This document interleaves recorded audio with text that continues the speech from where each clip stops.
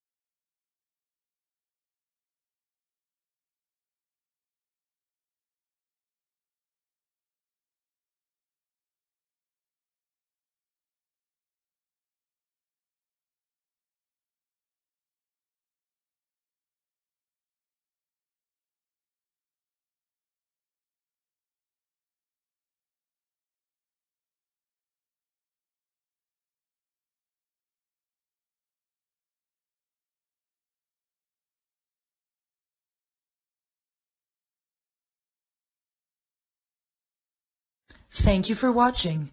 If you liked what you saw in this video, go ahead and subscribe to my YouTube channel. If you have any questions or suggestions, head down to the comment section and let me know.